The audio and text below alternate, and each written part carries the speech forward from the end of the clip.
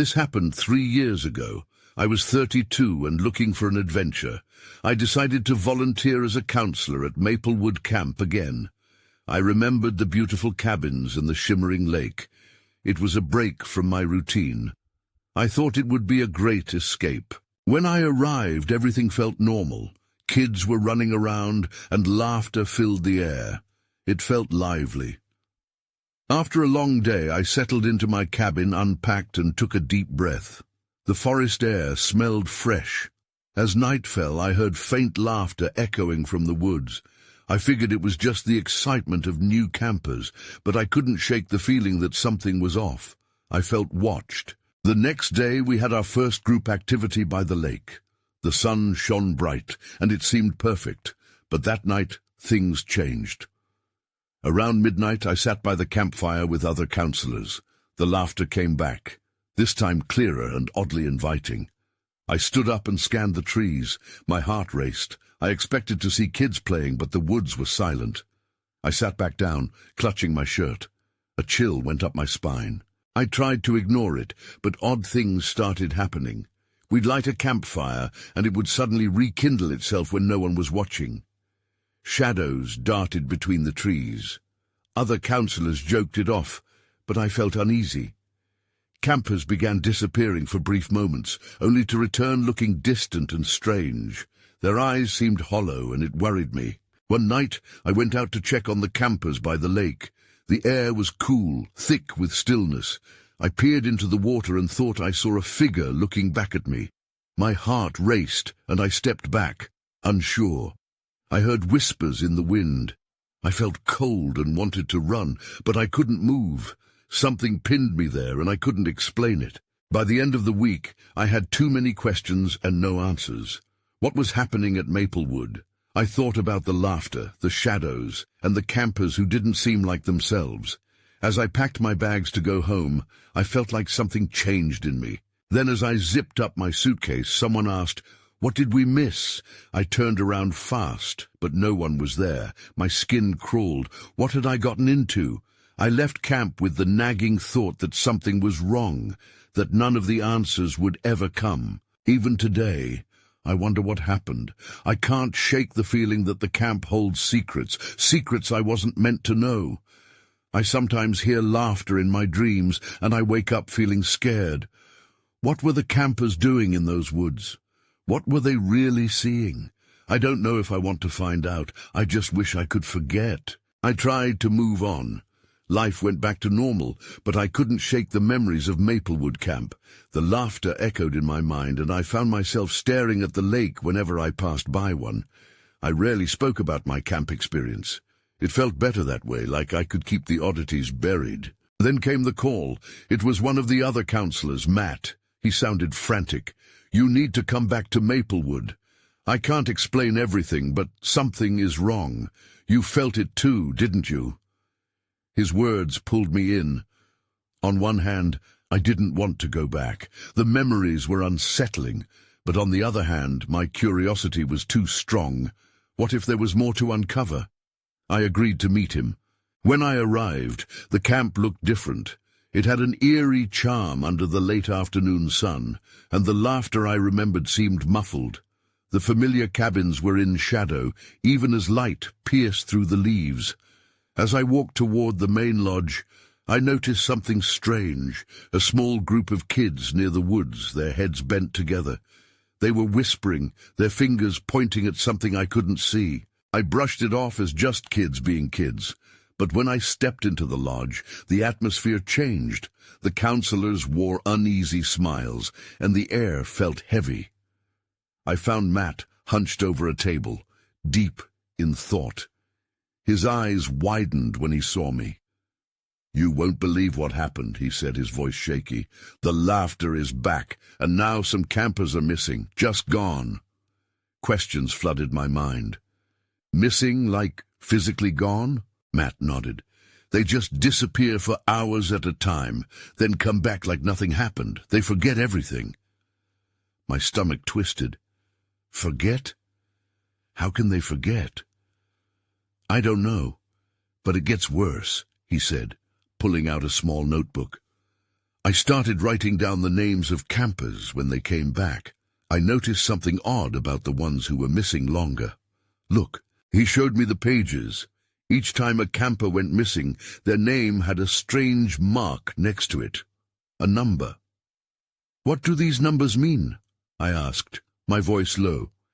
"Each number corresponds to how many times they've disappeared." I felt a cold sweat.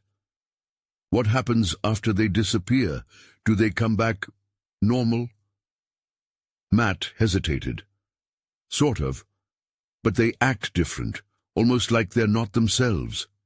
It's unsettling." Just then, the laughter cut through the lodge again. It echoed, but it wasn't just an echo.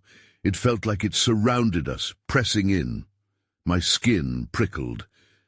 "What is that?" I said, instinctively looking toward the door. "I don't know. It feels like it's calling to us." As I turned my gaze back to Matt, I noticed the shadow of a figure behind him in the window. My heart raced. I leaned closer to try and see, but it was gone. Suddenly, everything fell silent. The laughter stopped as quickly as it had started, replaced by a chilling breeze. That's when I felt it. A cold hand on my back. I spun around, but no one was there. My breath quickened. Something was watching us. I couldn't shake the feeling that we had stirred something we weren't meant to touch. "Matt," I whispered, "I think we need to leave." Then the lights flickered, plunging the lodge into darkness. I stumbled back, my heart racing in the dark. The air thickened around us, wrapping me in dread. "Matt, can you hear me?" I called out, trying to mask the tremor in my voice. Silence answered, only the distant rustle of leaves pressing in on us. "Yeah, I'm here," he replied, his voice barely above a whisper. I could hear him moving, trying to find the emergency flashlight. "Stay close." Panic twisted in my gut. I felt so exposed in the dark. I struggled to shake off the feeling of being watched, of unseen eyes boring into me. Finally, Matt found the flashlight and flicked it on. The beam sliced through the gloom, illuminating the uneasy faces of the other counselors who had gathered in the lodge. Their expressions told me they felt the same chill that coiled in my stomach. "What happened?" One of them, Rachel, stammered, brushing her hair back nervously. "Why are the lights out?" "Something is wrong. The laughter and the kids, it's more than just disappearing. It feels alive," Matt said, looking at each of us. His eyes held a mix of fear and urgency. "We have to figure out what's happening." I nodded and tried to keep my voice steady. "What do we do next?" Matt started flipping through the notebook he had. "Maybe we can find a connection between the campers who've disappeared. We have to understand why some came back different." I leaned closer, scanning the names and numbers. The first name on the list stood out, Jamie. She had been one of the most vibrant campers. I remembered her laugh and contagious energy. I shivered as I thought of her being gone. "What about Jamie?" I asked. "She disappeared 3 days ago," Matt said, his brow furrowing. "She returned today, and I noticed the number next to her name had increased. It was like something was pulling her somewhere." As I absorbed his words, I felt a pull toward the door. It was almost as if the darkness outside was beckoning. "Do you think we need to look for the kids who are still missing?" I suggested, against every instinct in me. "We're not splitting up," Matt insisted, his face hardening, "but we might need to gather everyone together." The cabin felt claustrophobic. I could feel every heartbeat pounding against my ears. I glanced out the window into the encroaching woods. The shadows there seemed to pulse, almost alive. Then a shout echoed from outside. It was faint, but unmistakably urgent. I stilled. "Did you hear that?" I asked, dread swirling in my chest. "Yeah," Matt said, the flashlight flickering as he turned it toward the door. "It's coming from the direction of the campers' cabins." Without another word, we rushed to the door, the beam of light guiding our path. As we stepped outside, the cool air hit me, sending shivers through my body. The laughter returned, this time mixing with the cries of the campers. That's when I saw it, a figure standing at the edge of the woods. My breath caught in my throat. It was cloaked in darkness, but I could sense it watching us, waiting. I turned to Matt, panic flooding me. What do we do now? The figure inched forward, and I felt my legs weaken. The laughter grew louder, a cacophony of chaos that sent me stumbling backward. "Run!" Matt shouted, but the sound of laughter exploded around us, drowning out his voice as light across the lake flickered unsettlingly. I didn't need to be told twice. My feet were already moving before I fully processed what was happening.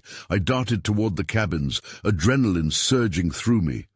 Matt was right beside me, the flashlight beam racing across the ground as we ran, illuminating our path. The laughter echoed behind us, high-pitched, unsettling. It wasn't just laughter, it was taunting, like shadows playing with our fear. I could barely breathe as we neared the campers' cabins. "Where are the other counselors?" I gasped, scanning the area. "They should be here." Matt didn't reply. His focus was forward, and I followed his gaze. The wooden cabins loomed ahead, darkened, but somehow seeming to breathe, almost alive. That's when I noticed a cluster of campers gathered outside one of the cabins, faces painted with confusion and fear. They shifted in place, but no one spoke. "Matt, look!" I yelled, pointing at the group. Their eyes were wide, reflecting that same strange light from the lake. It was as if whatever was happening had touched them too. We approached cautiously, my heart pounding louder. The campers stood frozen, staring into the woods, their expressions unnerving. "What's going on?" Matt asked, kneeling to get their attention. One of the boys, Tommy, blinked rapidly. "We heard it. The voices, they were calling us," he said, his voice shaky. "But it felt wrong, like they wanted us to follow." "Did anyone see Jamie?" I pressed, desperate for answers. Tommy nodded slowly, and his lips quivered. "She was with us. She kept saying the forest was talking to her. Then she just vanished into the trees." A chill clawed at my spine. This was worse than I thought. "What do you mean, talking?" I asked. He shrugged, his confusion evident. It was like the trees were whispering things, sweet things. We wanted to listen. Then it turned dark, and we didn't want to anymore. "Can you hear it now?" I asked, half hoping and half fearing I wouldn't hear the answer. Tommy's eyes went wide again.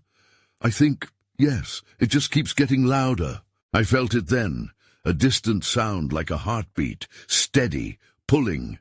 It thumped rhythmically, echoing in my chest as if it called out to me, inviting me to listen. I resisted the urge, panic surging anew. "Matt, we have to get them away from here now!" I shouted, urgency rising in my voice. But Matt's attention was elsewhere. He stood, frozen and wide-eyed, staring back at the tree line, where that cloaked figure now stood among the branches, watching with an intensity that sent waves of terror crashing over me. I grasped his arm, pulling him back. "Matt, let's go!" I tugged him, and he finally snapped back to me. "Right, move," he urged, already ushering the kids towards safety. But as we backed away, I felt the air shift. The laughter returned anew, crisp and bright, echoing taunts in the night. Suddenly, with a flare of brightness, the figure stepped into the light, and I felt my knees buckle. It wasn't just watching us, it was smiling, an unnerving grin that stretched wider than any human should. "Get inside!" Matt shouted, urgency giving him strength as the other campers surged forward. But I couldn't look away as the figure began to sway, the echoes of laughter ringing in my ears. Something was wrong, and we were running towards something we might never understand. Just as I turned to follow Matt and the kids, the figure spoke, a voice hauntingly familiar, deep and echoing. "You can't escape what you've summoned." I froze, the air heavy and thick. Someone was shouting my name, but I couldn't move. What had we stumbled into? What was coming next? I felt the ground shift beneath my feet, as if the forest itself was alive, urging me to stay. That voice, familiar yet wrong, echoed in my mind, wrapping around my thoughts like tendrils. I wanted to scream, but no sound came out. Instead I turned, my heart racing, and sprinted after Matt and the campers. "Everyone inside, now!" Matt's voice carried authority, cutting through the heavy air as we rushed towards the cabin. The campers scrambled forward, and I felt relief wash over me as we finally entered the small building.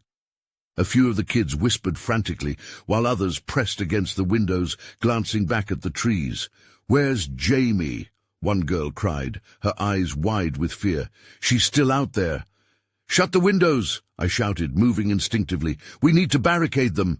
Matt and I moved quickly, pulling furniture against the doors and windows. The laughter persisted outside, now mingled with whispers that seemed to seep through the very walls. I could hardly focus as I listened to the chaos, pulse quickening with each mocking giggle. Matt turned to the group, his voice firm yet shaky. "Okay, listen up. We need to stay quiet. If we're all together, we'll figure this out." But how could we figure anything out with that darkness lurking outside, with Jamie lost to who knew what? "Tommy, can you think of anything else?" "Anything she said?" I asked, desperation creeping into my voice. The boy shook his head, frustration bursting forth. "I don't know. She just kept saying things about the woods, how they called for her like a friend." "What does that even mean?" I muttered, feeling helpless. I glanced around the cabin. It was cramped and unfamiliar, filled with shadows that seemed to shift just beyond the corner of my eye. And then I saw it. In the dim light, a wooden carving hung on the wall, one that had been overlooked in the rush of our situation. It looked like a tree, twisted and bent, its branches reaching out almost like fingers. I stepped closer, drawn in by the eerie detail. The expression carved into the bark was one of sorrow, but I could swear it felt alive, like it was watching us, listening. "What is it?" Matt asked quietly, noticing my fixation. "Just look at it. It doesn't feel right." I pointed, my mouth dry. "It's like it knows something." Suddenly, a loud crash resonated from outside, followed by a chorus of laughter that pierced through my thoughts. The windows rattled, and I spun back around, adrenaline heightening my senses. "Matt!" I shouted, as I flipped the chair I was using to block the door. "We can't stay here. We have to go back outside. We need to find Jamie." Before I could process my decision, Matt gripped my arm tightly. "No, we can't. We'll get taken by whatever that thing is." "No. If we don't go, there will be more missing than just her," I insisted, breaking free from his grasp. I felt the weight of all the campers' eyes on me, uncertainty fueling an urgency that wouldn't let me stay still. As I reached for the door, ready to push against the fear, the whispers grew louder, blending together into a chilling chant. I hesitated. What if I was leading us all into a trap? Just then, the door shuddered violently, and I stumbled back as fear gripped me again. Then, an idea sparked in my mind. "We can't just wait here until something finds us," I breathed, looking back at the group. "If we go out there, we'll look for Jamie. We'll call her name. She might come back." But the laughter returned, colder and more sinister than before. "This is not just about her," said that familiar voice. "You've awakened something deeper. Something hungry." I stood frozen again. Something in the depths of those woods was waking up, and if we didn't act fast, I didn't know how many more would vanish. A decision made itself in that moment. "We're going out," I announced. I felt the weight of my choice settle, but I couldn't turn back now. As I pushed open the door, the cool night air rushed in, carrying the sound of the woods. A chill ran down my spine. What awaited us outside? That's when I saw it. An arm stretched out from the shadows, beckoning us deeper into the darkness. I stepped outside, the forest looming like a dark sentinel. The shadows shifted, and the arm disappeared into the gloom, but I felt its tug in the pit of my stomach. "Did you see that?" I asked, turning back to Matt and the campers. "See what?" he replied, concern shadowing his features. Something was out there." My voice wavered, but I couldn't let fear take hold. "We have to follow it. It might lead us to Jamie." "No way," Matt said, shaking his head. "We'll just get ourselves lost." But the laughter echoed again, closer this time, almost mocking us. I was reminded that we didn't have a choice. We can't just stand here, I insisted, the urgency sharpening my resolve. Okay, fine. Matt relented, his eyes darting nervously. But we stick together. No one wanders off. The campers hesitated, fear pooling in their eyes, but they stepped forward as one. I could sense their unease lingering in the air, but I knew we couldn't waste time. I moved towards the edge of the cabin's light, the forest swallowing us quickly as we stepped into the dark. A cold breeze whispered through the trees, carrying the sinister giggles of children, what felt like children but sounded wrong. I caught flashes of white between the trunks, hints of movement, but every time I turned, it faded, just out of sight. "Jamie!" I called out into the darkness, hoping my voice would reach her. The woods responded with silence, then another crash, this time followed by a rustling sound. My heart pounded in my ears. What was that? I turned to Matt, but he seemed rooted in place, too frightened to move. Then I remembered the carving, the way it had seemed to watch us. "We have to stick to the path," I said. "There's a trail through the woods. It might lead us back to the lake where we last saw her." "Are you sure?" Matt asked, uncertainty etched on his face. "Yes, just trust me," I cried, turning away and pushing forward. The path was dim, the trees tightening around us like a snare. Each step felt heavy, the underbrush crackling ominously as we moved deeper. Suddenly a scream sliced through the air. It was high-pitched and frantic, unmistakably Jamie's. My heart dropped. "That way!" I yelled, pointing into the darkness. Without waiting for a response, I sprinted toward the sound. The others followed, their breaths quickening as we raced toward the source. The trees closed in tighter, branches clawing at my clothes. I had to keep going. Jamie needed us. Then I stumbled into a clearing. The moon cast an eerie glow, illuminating the scene before me. An old, decaying tree stood at the center, its trunk split open in a jagged line. I could see shapes moving inside, writhing figures, seemingly tangled in the roots. "Jamie!" I shouted, my voice trembling. "Are you in there?" No answer came, just the rustling of leaves accompanied by that laughter again, echoing from all directions. It felt as if the forest was alive, its heart beating in time with my own panic. Then, from the shadows emerged a figure, a girl with tangled hair and wild eyes. My breath caught in my throat. It was Jamie, but something was off. She looked different, almost as if she was part of the very trees around us. "Help me," she whispered, but her voice was distorted, as if she had more to say, but couldn't quite form it. I stepped forward, hands shaking. "What happened? We thought you were lost."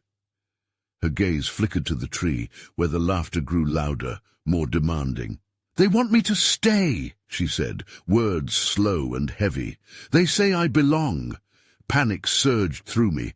"No, you have to come back with us." But before I could reach her, the ground trembled again, and deep roots sprang up, grabbing at my legs like hands. I was rooted in place.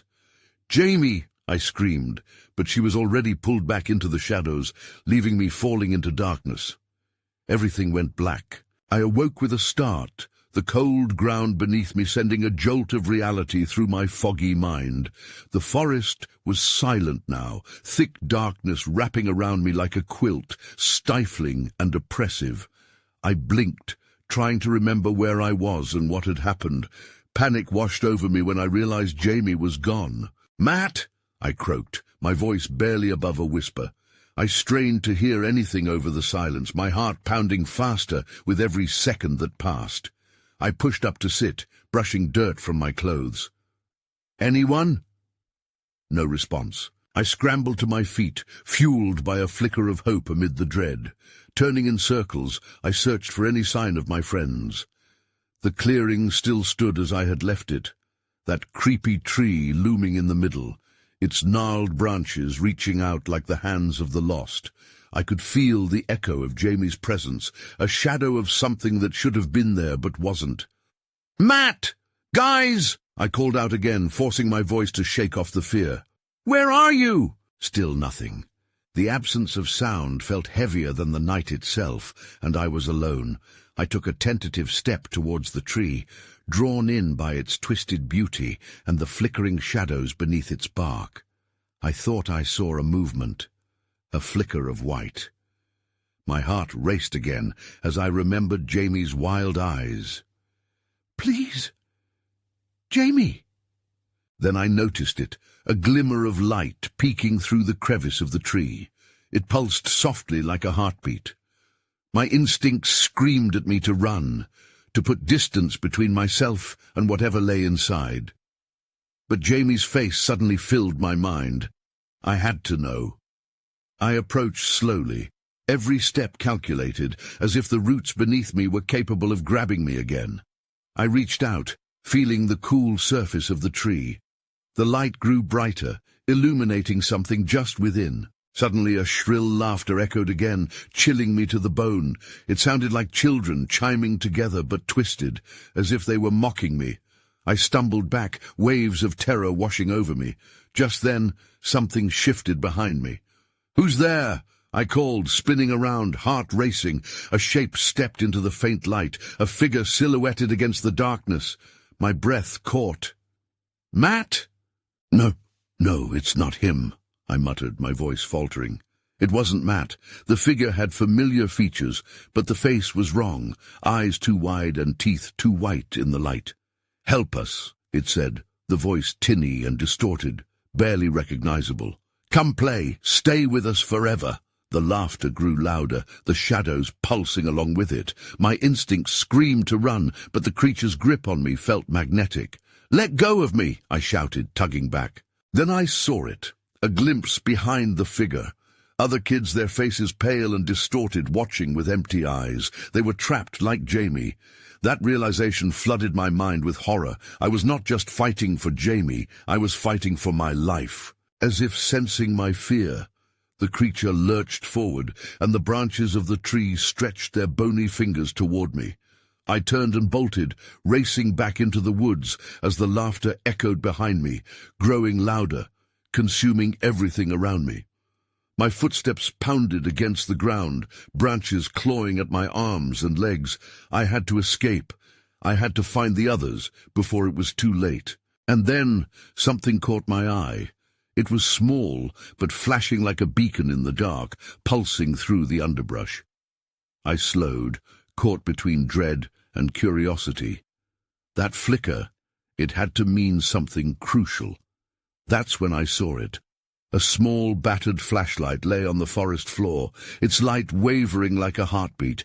I recognized it instantly. It was Matt's. A wave of relief washed over me, quickly followed by dread. If he dropped it, it meant he had been close. Too close. I bent down to pick it up, a chill creeping up my spine. What had happened here? The laughter still echoed faintly, mixing with the sounds of nature, a twisted symphony of terror.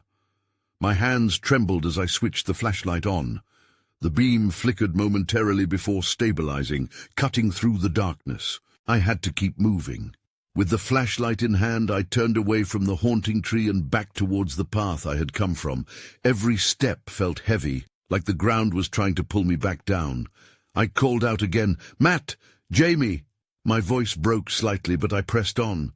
The deeper I got into the woods, the denser the underbrush became. Strange shapes loomed in the corners of my vision, shifting and twisting. I forced myself to look away, to concentrate on moving forward. Finally, I spotted something ahead. There, caught in the bushes, was a piece of clothing, a dark hoodie. I recognized it instantly. It was Jamie's. I rushed forward, grabbing the fabric. Panic rose in my chest as I pulled it free, dirt and twigs clinging to it like the forest was trying to keep it hidden. "Jamie!" I shouted, desperation clawing at my throat. "Where are you?"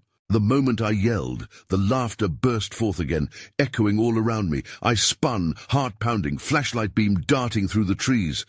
I was not alone. Shadows moved at the edge of the light, just out of reach. They whispered secrets I couldn't quite hear, urging me to join them, to give in to the dark. I gripped the flashlight tighter, trying to shake off the fear. I wasn't giving up. Not yet. I needed to find my friends. I turned, retracing my steps, half expecting something to leap at me from the shadows. Then I remembered, where was the last place we had all agreed to meet if we got separated? The old campsite. It was further into the woods, but it was worth the risk. As I sprinted toward that hope, a sudden snap of a twig behind me froze my blood. "Who's there?" I gasped, the flashlight illuminating nothing but trees. Again, silence. But it didn't feel like a reprieve. It felt like the forest was holding its breath, waiting for something. I glanced over my shoulder, scanning for any signs of movement. Nothing. That's when I heard it, a soft, sing-song voice drifting through the trees. "Come play with us." It was faint and melodic, but the persisting undertone made my stomach drop. I shook my head, desperation clawing at me once more. "No! Get away from me!" I shouted into the dark, filled with memories of my friends and the promise of safety. The voice laughed, echoing around me, melding with the laughter I had heard before. "Stay with us. Forever." Then everything went dark. The flashlight flickered, the light dying just at that moment.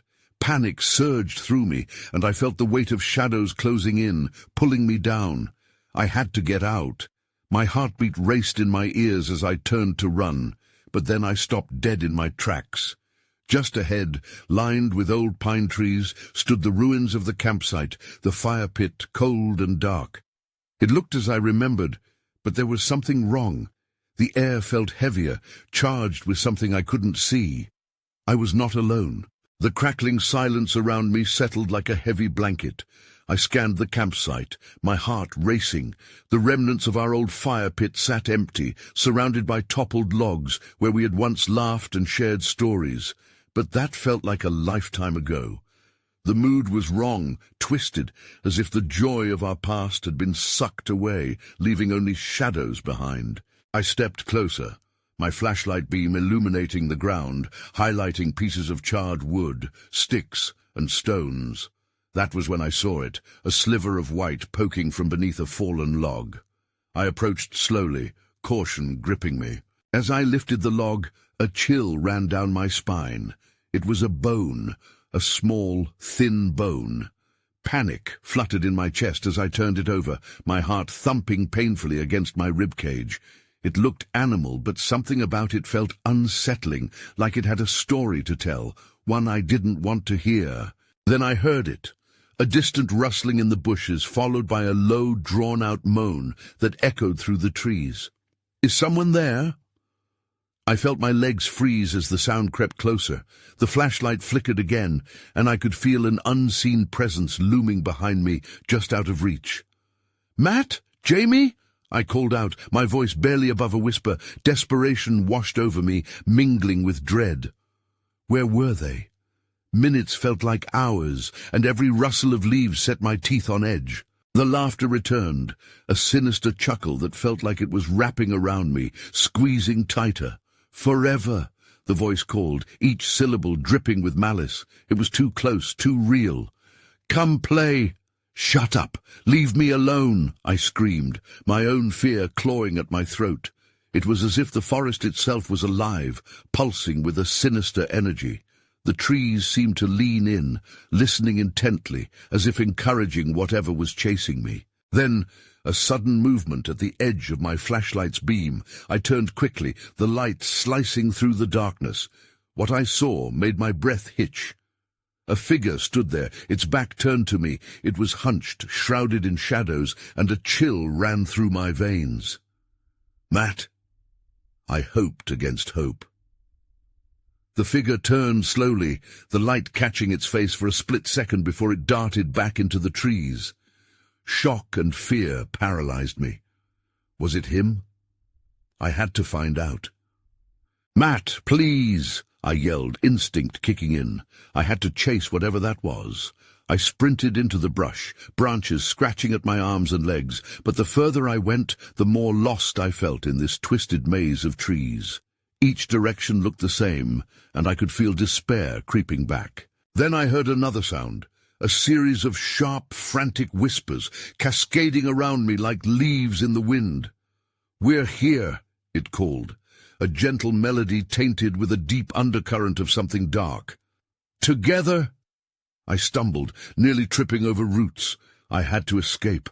I pounded my feet against the forest floor, searching for a way out. And then I froze. In the distance, a dim light flickered, almost like the glow of a campfire. My heart leapt with hope, but something in my gut felt wrong. What if it was a trap? What if whatever lurked in the shadows was waiting for me there? But I had to know. I had to move. Clenching my fists around the flashlight, I took a deep breath and pushed forward towards the light, praying that whatever waited for me was not too late. The glow grew brighter as I approached, illuminating a circle of ground where the bushes parted. The flickering light was coming from a campfire, its flames dancing like shadows in the night. As I stepped into the clearing, my breath caught in my throat. The sight before me froze my heart. There, seated around the fire, were several campers, faces I recognized, their expressions eerily blank. Jamie was among them, her gaze fixed on the flames as if entranced. I took a step forward, light trembling in my hands. "Jamie!" I called out. Her head didn't turn. The others didn't react either, just sat there as if caught in a spell. I could feel the insidious grip of the forest deepening around me, a growing chill creeping up my spine, melding unease with the warmth of the firelight. I stepped closer, my heart pounding. "What's happening? Jamie, are you okay?" Finally she blinked, but the light in her eyes had dimmed. "It's nice here," she said softly, almost as if she didn't recognize me. "Stay with us. There's nothing to fear." Her words hung heavy in the air, teasing and taunting. "No, we have to leave," I shouted, desperation clawing at me. "Matt! Where's Matt?" The absence of his presence felt tangible, like a wound. At my mention of his name, the campers' heads twitched slightly, as if the sound rippled through them. They started chuckling, not in joy, but in that same twisted laughter I had heard before. Something dark tinged the air, tightening its grip around us. My instincts flared. "You have to listen to me," I urged, stepping between Jamie and the fire. "Leave," she mumbled, eyes unfocused. Fear twisted in my stomach. The shadows behind her seemed to swirl, beckoning, and I could feel the weight of the forest pressing against my back, urging me to follow. And then I heard it, the crackling of branches nearby, definitely human. "Matt!" I yelled, my voice breaking through the tension. The moment felt infinite, like the air around us held its breath, waiting for something unspeakable. Just as I began to hope, he appeared in the frame, his face pale and stricken. "Stop!" he shouted, his eyes darting around. I could tell he was terrified just as much as I was. "Get away from the fire!" "Matt, help her!" I pleaded, feeling the panic rushing. The laughter grew louder, blending with the rustling leaves. The campers looked up, and suddenly they weren't just echoes of familiar faces. They were something other, something twisted. "She's not herself. This place, it's changing her." In that moment I noticed the expressions on the campers' faces shift, growing more sinister as a collective awareness settled in. They rose to their feet in unison, movements too smooth, too synchronized. I felt the unmistakable charge of dread coiling in my belly. "They can't have her, Matt! They can't take her!" I shouted, desperation pouring from my voice. Matt's eyes widened, and he lurched forward, grabbing Jamie's shoulders. "Come back! Remember us!" he urged, his voice breaking through the haze that clung to her. But the moment was fleeting as the ground beneath began to tremble. The campers stood eerily still, their laughter morphing into something more menacing. "You should stay forever. We will all be together." They began to circle us, the shadows stretching longer as if reaching out. "Run!" I yelled, but where? Out in the darkness the laughter echoed, the figure lurking just beyond. I felt the forest pulse around us as if it was alive and that we had walked into its hungry grasp. Matt grabbed my arm, and together we turned towards the woods, the fire fading in our peripheral. "This way!" I urged, heart racing as we sprinted into the darkness. But as we ran, the whispering echoes followed us, taunting. "You can't escape!" they sang, spinning in circles around our ears, and then it stopped. The silence hit us like a wave, smothering our escape and filling the air. We hesitated, glancing back at the clearing, fear hammering in our chests. The campfire light faded, snuffed out like a candle. What just happened?" Matt whispered, shaking, the adrenaline still rushing through us. "I don't know," I admitted, trying to catch my breath. "But if we're going to make it, we need to find a way out of here. They want something from us. From Jamie." But before I could finish, the ground shuddered beneath us, and we stumbled, eyes wide. We were still in the grasp of whatever was pulling at the semblance of normal. "We need to get back to the main road. We can't stay in these woods," I gasped. As we turned to run again, I felt a rush of air behind me. "No!" I shouted just as a gust sent me tumbling to the ground. A figure loomed in the distance, shrouded in darkness, an echo of that awful laughter. Whatever was behind us was real, alive, and it wanted us. I shot to my feet, muscles screaming as we pushed forward, dodging branches and underbrush. Pain ignited in my legs as I stumbled, adrenaline sparking every move. And then, suddenly, the trees opened up. The familiar sight of the camp road appeared, a small glimmer of hope amidst the chaos. We pushed through the last barrier of shrubbery and hit the path. But the darkness clung around us, swirling like a thick mist. "We need to keep moving," I urged, pushing down fear. The sounds of the forest were growing darker, more sinister. It felt like something bad was lurking just out of sight, but the road was clear, a beacon calling us to safety, to escape. Then in my periphery, something flickered in the distance, a figure barreling toward us. My heart skidded to a halt as I recognized the familiar outline. "Jamie!" I called out, but the laughter exploded around me, followed by the whispers, thousands of them clawing at the edges of my sanity. "So close." Jaime's voice echoed chillingly back, but there was something wrong, something deeper. My heart quickened, and the frightening clarity hit me.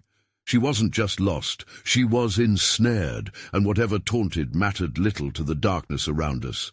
Whatever she had become was part of the deeper calling of the woods, and as we sprinted forward, every instinct screamed, "Do not look back." As the road stretched ahead, somehow feeling both far and near, I clung to Matt's arm, our shared urgency pushing us onward, desperate for an escape that might never come.